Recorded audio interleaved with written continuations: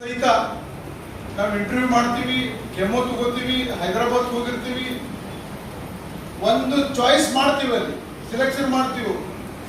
ಅವ್ನಿಗೆ ಬಂದಂತ ಸರಿಯಾಗಿ ಕಲ್ಸೋದಿಲ್ಲ ಅಂದ್ರೆ ಅವ್ರಿಗೆ ಗುಡ್ ಬೈ ಹೇಳ್ತೀವಿ. ಒಂದು ತಿಂಗಳವರೆಗಿನ ಅವ್ರು ಇಟ್ಕೊಳ್ಳಲ್ಲ ನಾವು. V don't compromise. ಅವನ ಒಂದು ತಿಂಗಳು, ಒಂದು ವರ್ಷದ ಬ್ರೆಡ್ ಅಂಡ್ ಬಟರ್ಗೆ ನಮ್ಮ 4-5 ಮಕ್ಕಳು ಬಲಿ ಆಗಬಾರ್ದು ಅನ್ನೋದು ಕೇಲಿ ಸಂಸ್ಥೆ ಉದ್ದೇಶ.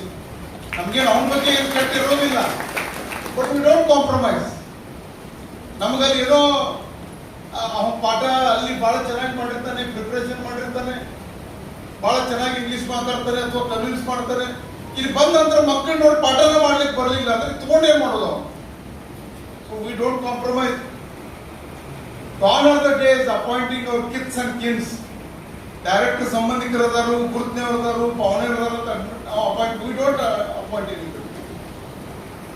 ಯಾರಲ್ಲಿ ಮೆರಿಟ್ ಇದೆ ಅವ್ರು ಮಾತ್ರ ಕೇಲಿ ಸಂಸ್ಥೆಯಲ್ಲಿ ನೌಕರಿ ಮಾಡ್ಲಿಕ್ಕೆ ಅರ್ಹರು ಅಂತಕ್ಕಂಥ ಒಂದು ಬೆಂಚ್ ಮಾರ್ಕ್ ಅನ್ನು ನಾವು ಹಾಕೊಂಡಿದ್ದೀವಿ. ಅಂತ ಶಿಕ್ಷಕರಿಗೆ ಮಾತ್ರ ನಾವು ಅವಕಾಶವನ್ನು ಕೇಲಿ ಸಂಸ್ಥೆಯಲ್ಲಿ ಕೊಟ್ಟಿದ್ದೀವಿ ಅಂತಕ್ಕಂಥ ಮಾತನ್ನ ಈ ಸಂದರ್ಭದಲ್ಲಿ